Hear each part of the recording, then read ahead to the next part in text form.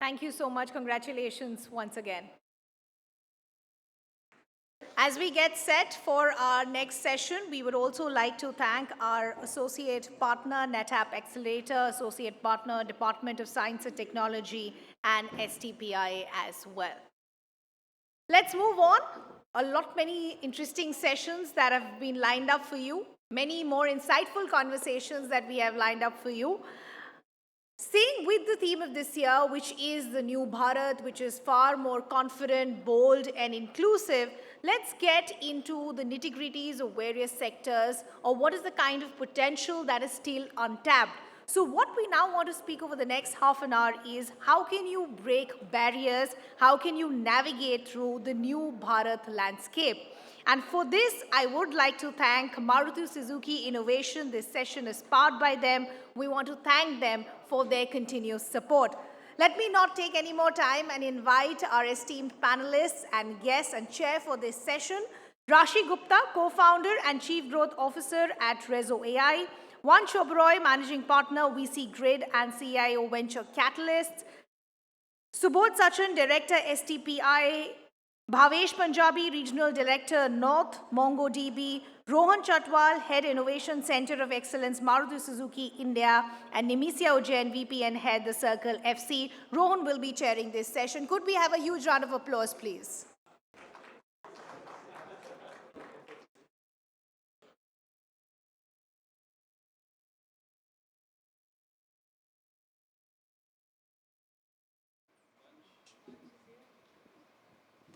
Hello.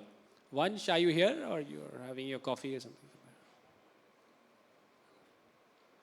We'll wait for 30 seconds. He was here only. Aditya, can you call him? Okay, we'll start because he can join us. Hi, good afternoon. It's good morning still. Good morning, everyone. Thank you so much for joining in. The audience, especially, it's a chutti day for us. I don't know about you guys. It's a Saturday, and coming here on a Saturday and making it working is, of course, challenging and exciting at the same time. Today, we have a very, I would say, very interesting panel, and we have a very interesting topic as well, navigating the new Bharat. And of course, we have to discuss something which is like breaking the barriers. And so much good has been said about and talked about new Bharat, that then we have to literally wonder what are the barriers.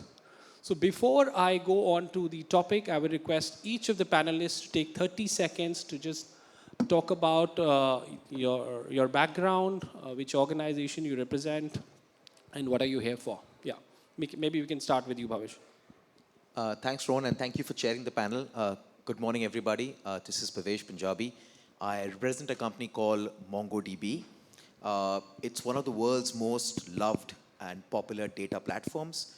We're an organization that helps companies make sense of their data, and startups like yourself that deal with data from consumers, from the market, from the government.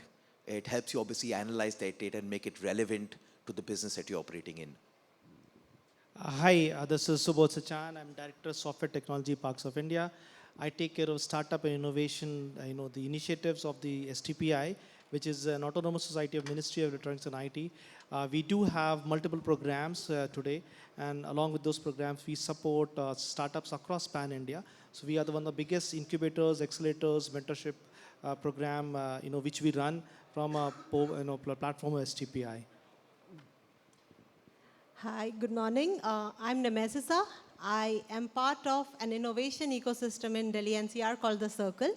We run co-working spaces. We also run startup accelerator programs, helping Indian startups go global. And we also run soft landing programs for international startups who are looking to enter India. The Circle is part of Hunch Ventures, which is a family office fund with an AUM of more than $1 billion. And our thesis includes investments in climate tech, sustainability, urban air mobility, and health tech. Glad to be here. That's too much. Hi, good morning, everyone. I'm Vansh Oberoi. I represent Venture Catalyst Group. Venture Catalyst is today managing almost $500 million of committed corpus, and we are a multi-stage VC fund house wherein we have different funds across different theses, different sectors, covering right from an idea stage investment to CDC. And as a platform, as a group rather, We've invested in more than 350 startups now, seen exits in almost 100 companies, and yep, so fairly active in the early stage ecosystem. And I lead investments and portfolio for the Venture Catalyst Group. Hi, my name is Rashi Gupta and I'm the co-founder at Rezo.ai. Rezo is primarily a AI-powered call center. We do roughly around 30 lakh calls every single day, and these are not regular calls, what you would be getting, an human agent looking through an Excel and trying to call you multiple number of times. This is calling which is all powered by data at the back end. Very meaningful call, when to call, what time, what language. So that's the whole precise data element that is built into the system. And it's a very powerful system that we have built, which a lot of enterprises are leveraging to be able to do the needful. Thank you. Thanks, each one of you. I represent an organization called as Maruti Suzuki. We make cars. I'm sure most of you are, if you are Indian, you are aware. And other than making cars, I'm representing a program called as Maruti Innovation, which is all about startup collaborations, promoting entrepreneurship within the country, and of course, even taking it global. I will restrict my intro to only this. Taking now, first question to you, Subodh. The topic is breaking barriers and navigating the New Bharat. New Bharat, of course, is all about, they say, limitless thinking, boundless energy, lot of growth, lot of hope, lot of prosperity. And you must have heard that this decade belongs to India. And this is the most important decade in independent India. ये मेरे words नहीं हैं, ये हमारे प्रधानमंत्री के हैं, our honorable prime minister, who is very, very bullish about the startup ecosystem, Startup India, Make in India, and particularly about growth, infrastructure, which is physical as well as digital. So do you see, you have traveled across the country, do you see the change happening in the last 4 or 5 years? And what kind of patterns emerging you have seen which can contribute to the growth in the new Bharat? Thank you, Rohan, for the wonderful question. I think, let's see, when we started, let me tell you, when we started the startup activities and, in a big way, way back in 2017, we started with typical tier 1 centers, right? We did one center in Chennai, we did one center in Bangalore, we did one center in Pune, we did one center in, NCR, right? But, sooner or later, we realized that there's a lot of energy, and that was the government's push as well. Initiatives, we have to take it forward to the tier 2 and tier 3 cities. And that was precisely because, STPI has inherently, has been last 3 decades, has multiple centers across tier 2 and tier 3 cities. And we realized that there is a strong potential, as you said, the energy, the aspiring entrepreneurship culture was there in the tier 2 and tier 3 cities. And we have taken the initiative, which is Centers of Entrepreneurship Initiatives, to tier 2 and tier 3 towns itself. Today, when we have opened 24 centers of entrepreneurship, majority of them are in the tier 2 and tier 3 cities. That's very interesting. And we also institutionalized in 2019 a fund which was primarily targeted to, let's say, to originate from tier 2 and tier 3 cities. So, the fund was targeted to support 300 startups. And we have funded around 105 startups till date from that fund. And let me tell you, 105 out of 105, 62 startups have founders, and their place of operations is in tier 2 and tier 3 cities. So that's the energy which we have seen, which is already there. And it is just not about this 60 plus startups which are funded. Out of 1,200 startups which we are supporting, almost 70% of the startups are in tier 2 and tier 3 cities. And I'm talking about tech landscape because that's what STPI represents, right? And we have seen that obviously, technology has less barriers when we go to tier 2 and tier 3 cities. And the talent is there, the rightful ideas is there. It's just about matching the ideas to the real problem and matching the problem with the real solution which has a market, for example, Absolutely. right? Absolutely. And what kind of check size you write, these 105 startups? For each of these startups, we have given 25 lakhs. 25 That's the first check. And then the fund itself invests, additional investment in these startups. 12 of them have got investment up to 1 CR now from the same fund, right? So the fund size is higher than our contribution because we become an anchor investor in the fund, right? The idea was to, bring in the government money as a seed money to start the fund, and the fund has more investment. So 105 is where we have given on an average 25 lakh. 12 of them have got almost now 1 CR funding from the same fund itself. Oh, nice. Very nice. Very interesting. Now, And one of them is a startup from a state place Bhilai, right? And they have got almost 2.5 crores of funding for the AI ecosystem, for example. very right? nice. Very nice. Very nice initiative. Very interesting stories actually how Bharat is emerging and how it's bridging the gap. But if you are running a startup game and if you don't have VC on your table, not your cap table, but at least in the panel and the game which you are playing, then the story is incomplete. And we have one share, as we've discussed, that the whole idea is to bridge the gap between the tier 2, tier 3 cities and the urban centers of India. I mean, realize the aspirations and dreams of entrepreneurs coming from Belgaum, Hubli. In fact, they are part of our ecosystem as well. So how do you identify these entrepreneurs? Because we have a lot of respect for VCs. And a lot of your money does not go the right way as well. I mean, right way in the sense is not successful. So how do you play these bets? How do you identify these entrepreneurs? No, I think interestingly, when we started back in 2016, our thesis as a venture catalyst group itself was to democratize the whole asset class. And in the process of doing that, we really went outside of tier 1 cities. Not started with the focus on just Delhi, Mumbai, Bangalore, but we really unlocked capital from tier 2, tier 3 cities like Surat, Ahmedabad, Lucknow, Indore, Kolhapur. While the reason I sort of paint this background is because when we started unlocking angel community in these pockets, these angel investors, the early angel investors really became influencers in those markets. And through them, the kind of startups that we were able to identify, one of our first success story was Beardo, which got referred to us back in 2016. It was a company based out of Ahmedabad. Turned out to being one of the first poster boy exits in the Indian ecosystem. Got bought over by an Indian MNC, Marico. So I think to answer your question, we've actually created that any network case study across- where I mean everybody's thought that this startup will not do well, but you back that startup and it is now successful. Beardo for that matter. Beardo. I think Beardo is that was example. one such example.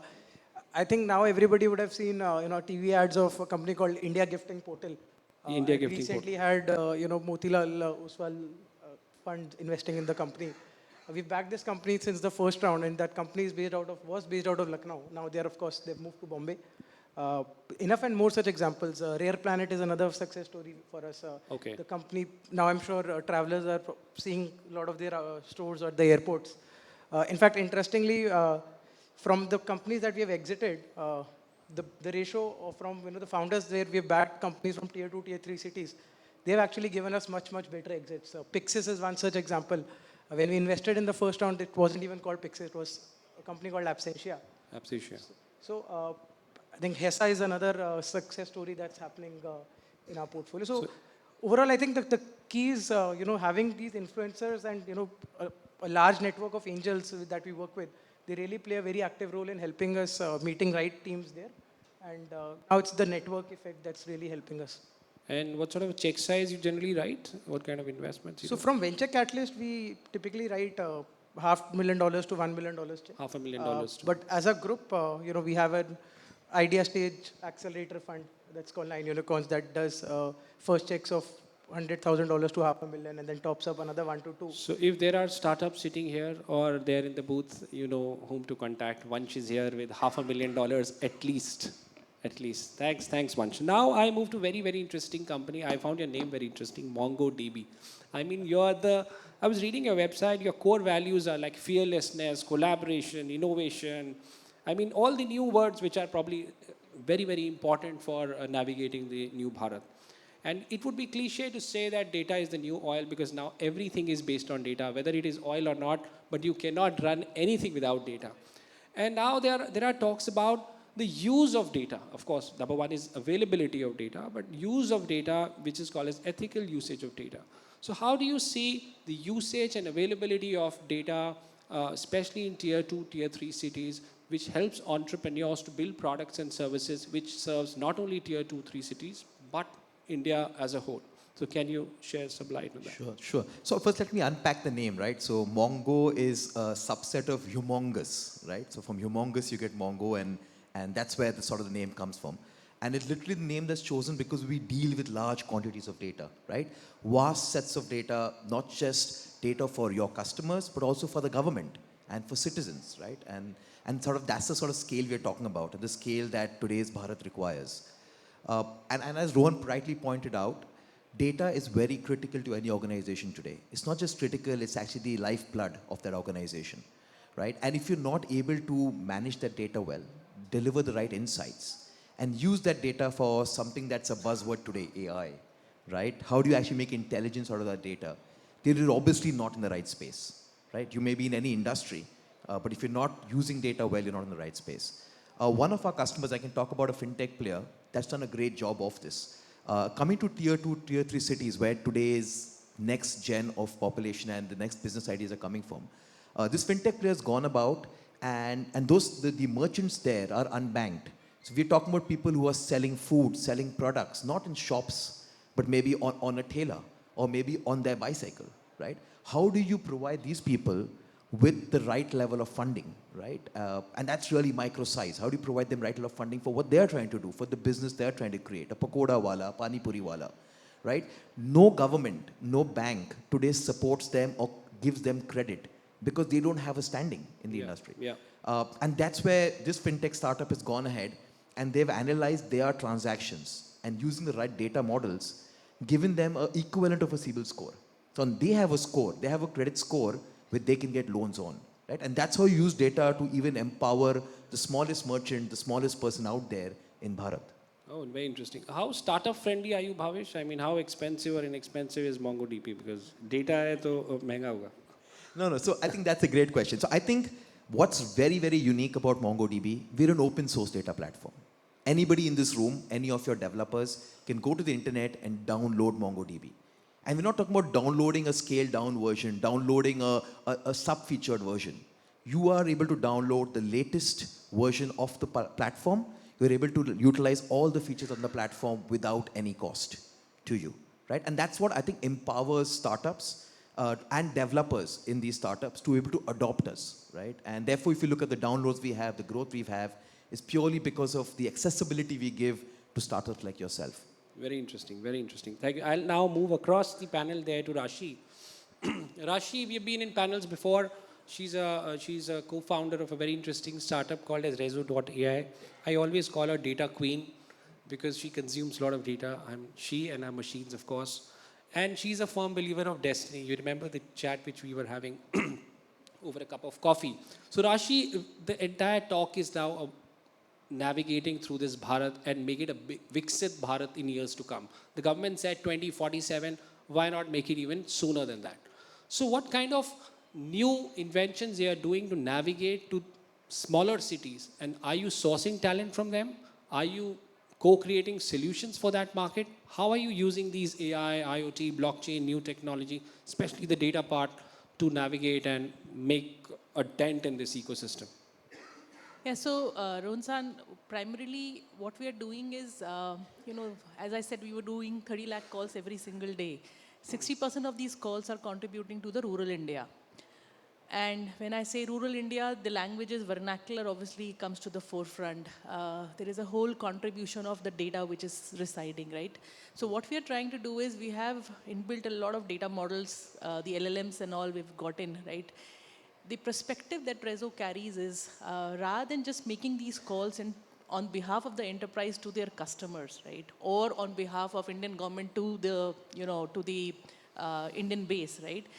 The concept is how do you reach out to this base in a more confident manner where you convey the message that you want to convey in a very powerful, it could be policies being conveyed to the farmers, the possibilities of the farmer reaching out to a mobile number or to a number and trying to say that, today is a very windy day, should I do this or should I not do certain things, should I put in water, not put in water.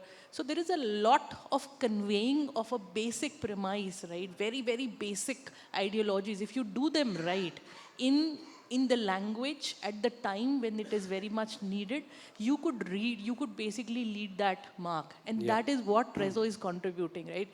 We have brought in vernaculars. We are leveraging a lot of data. For example, the panel which is sitting here, we have personas drafted for every city. We have personas drafted for every region to be able to, when should I call? Like people residing in a government locality, their possibility of working would be from 9 to 6.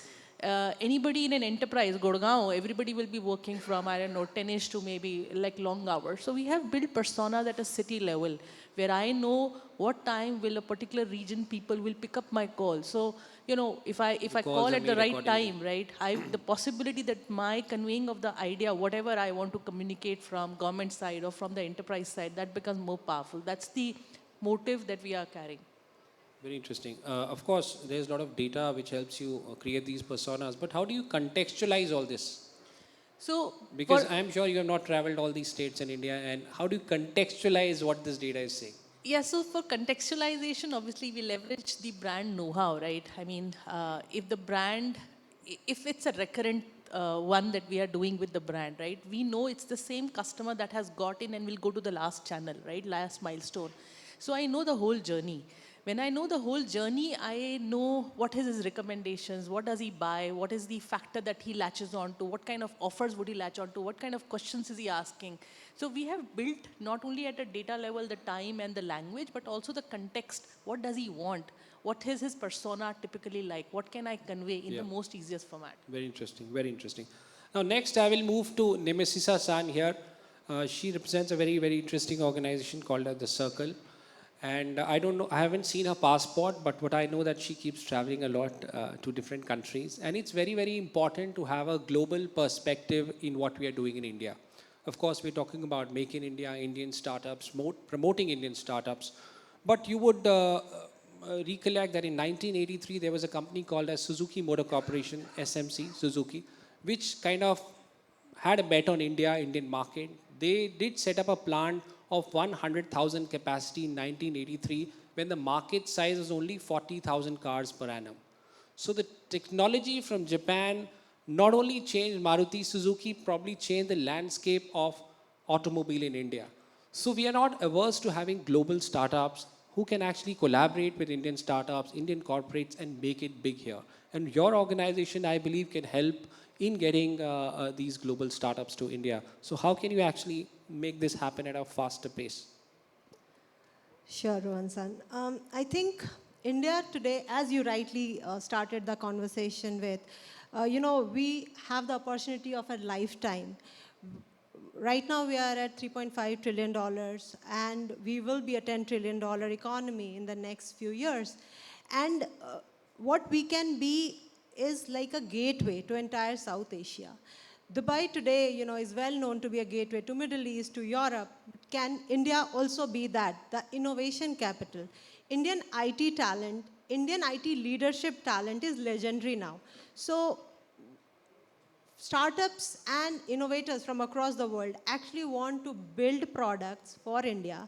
And I think that is a great opportunity for us to collaborate, partner, and also have our startups work with those innovators and create solutions, co-create new technologies, drive new disruptive products in AI, deep tech, and all these areas. So I think what we can do is ask these startups to understand India. India is not one country. Every 200 kilometers, the culture changes, the language changes, the food changes. So can they build for India by understanding the culture, understanding the people, understanding the requirements, and the next thing is, can they develop a customized go-to-market strategy, which is in tune with the price sensitiveness of the market, which is in tune with a long-term approach. They do not just come and try to sell here. They should do what Suzuki did. They actually came to India, built something together, and it is one of the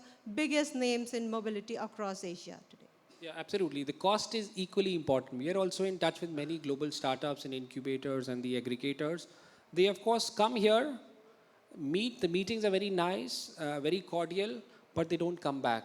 Because when we say our scale is so much, we make 2 million cars and are now ready for 4 million at a cost which is probably 1/5 of what they want to sell to us at, then they get shocked and then they never come back. So we are looking for those kind of entrepreneurs who are willing to make a bet on India.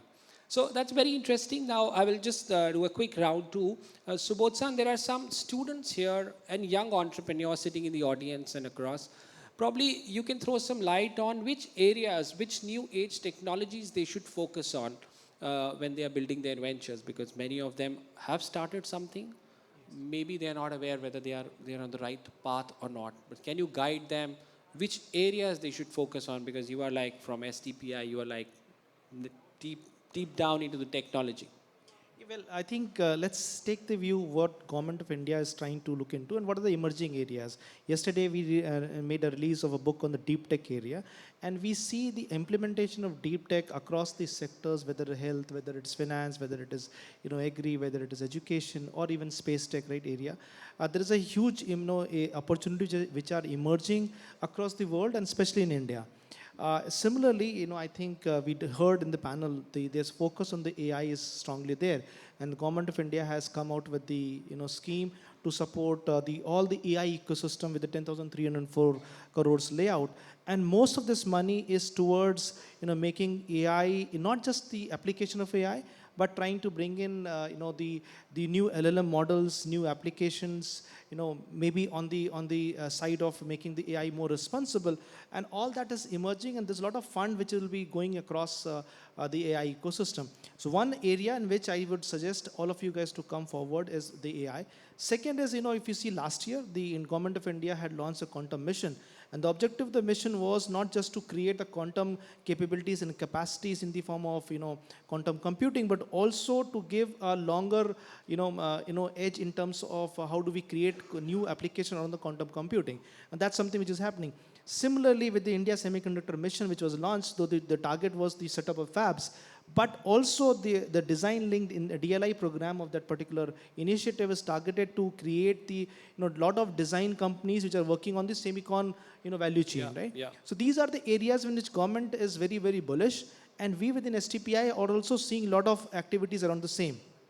On our ecosystem with AI and the blockchain and the IoT space, we are seeing startups not working at the level of the first level. All the startups are now working on the deeper second and third level, and that's what is emerging. So if you are planning a startup, at least, or you're working on a startup, you must start seeing these trends, because these trends are the trends which will take India, or the new Bharat which we are calling about, from a confidence perspective, from our, perspective, what we can achieve is actually, I think these are the areas which should be focused upon. Very interesting. And if there are startups, please reach out to Subodh-san, and he can guide them how to build successful ventures. And of course, he has that 25 lakh rupees minimum check size as well. Thank you. So I'll quickly move to Bhavesh. Of course, if you want to make India great and Bharat great, you need skilled people. I mean, without availability of right talent, skilled people, skilled manpower, I'm sure no venture can sustain for long. And we cannot leave this job to others, that there could be other players in the market. They are responsible for skilling them. I will just hire them and they will start churning out products and services for us. So how can players like you and other ecosystem players can upskill the population at large? So thanks for that, Ron. So I have a very contrarian view to sort of where skilling is, right? I mean, and while I come to what we can do as a corporate entity, I think a lot of people are getting skilling wrong in the country. A lot of people are looking at skilling and saying, how do I skill the college graduates? How do I skill people coming out of the academia? But what we have to realize is, with the advent of AI, with AI replacing so much functionality, our current skilled base that is employed are going to be redundant. So it's not about skilling students, it's about reskilling professionals. And if we don't get the reskilling part right, we're going to be stuttering. There'll be those speed bumps along the way as Bharat progresses, right? So I think a lot of us have to reorient us and say, let's reskill first. We will eventually skill, but let's reskill first, right? And let's reskill the people who are today at the threat of not having a job or being irrelevant in the industry, right? Yeah, thank you. Thank you so much. It's written time is up. I'll just take quick 30 seconds input from Rashi. Rashi, you're a startup. I'm sure you must have faced many, many challenges when you started your venture. Of course, you're part of Millennium City. You stay in Gurgaon and Noida and this particular sector. But as a startup founder, as an ecosystem enabler, you want other startups also to do well. So what are some of the steps ecosystem can take together to make sure that the help reaches out to those entrepreneurs who have dreams in their eyes and who wants to make it big? Maybe quick 30 seconds. Yeah, so I think government is anyways putting in a lot of effort coming up with very specific, POCs, programs. I believe a lot of corporates are also doing that, and we have been very fortunate to be part of Maruti Suzuki corporate program, where they have now onboarded 82 companies, startups like us, and they do a very niche, they list out specific areas where Maruti may be needing advancement, and companies like us can come to the forefront, can basically do that devising of certain engines that could basically aid more momentum to a large enterprise like Maruti. So I think this is something for a startup. It's coming on a platter. You take this up. It's a POC, it's a paid POC, and then if they like it, you get an entry to Maruti Suzuki, and we've been very fortunate with that. So, I think if more corporates could do specific, easy, the kind of carving that they have done, if, more corporates are doing it, but, that's something that every startup should look on to. If they get that opportunity, it's going to be a massive opportunity. Thank you, Sarashi. It's written time is up, but I cannot upset a VC. VC is very important. Paisa hai inke paas. So last 30 seconds from you, Vansh. Of course, there was a session just before us where one of my colleagues, senior colleagues, Aditya ji, also talked about there are different ways in which startups can actually pool in capital. But still, we see so many of them struggling to raise money. So what's your secret sauce, a secret message to these startups who are struggling to raise money, and how can they be more innovative in getting that capital? 30 seconds. Upasana is Very looking quickly, for I think just going with the theme of the session, I think it's many a times founders are making these mistakes and reaching out wrong set of investors at the wrong timing of their journeys. Probably when you're starting up, angels and people with specific theses around your theme or your sector is probably your immediate go-to. And just because the theme is Bharat, I think we've done a lot of analysis and we're very bullish on the whole rural commerce thesis. So if you look deep dive in the whole stats, with more than 80 crores people are staying today in villages, and more than 20% of them are spending more than 80,000 per month on their consumption baskets. And the consumption baskets have changed massively from just essentials into aspirational consumer goods, etc. So I think reach out to right set of investors, and angels, I think, have to play a big role in supporting these innovations over the last 12, 15 months. And we've been seeing those slowdowns because public markets are doing so well. Yes. But I think the message would rather be more for investors to double click and leverage the vintage that we are currently observing in private markets, and support these young entrepreneurs. And of course, as a platform, we are always open and trying to do our best to support as many as possible. Yes, thank you so much, and thanks to each panel members who are here, Bhavesh, Subodh, Nemesisa, Vansh, and Rashi. Because of paucity of time, we have to close here.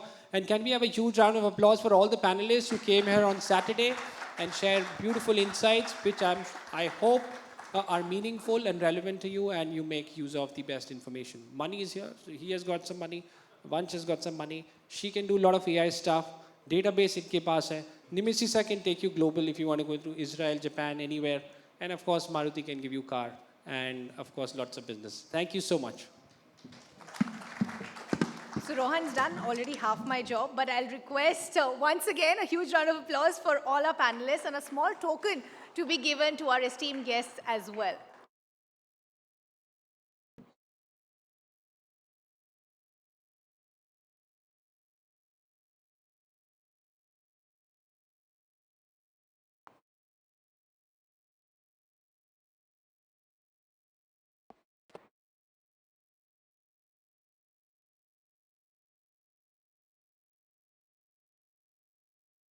Could we request the guests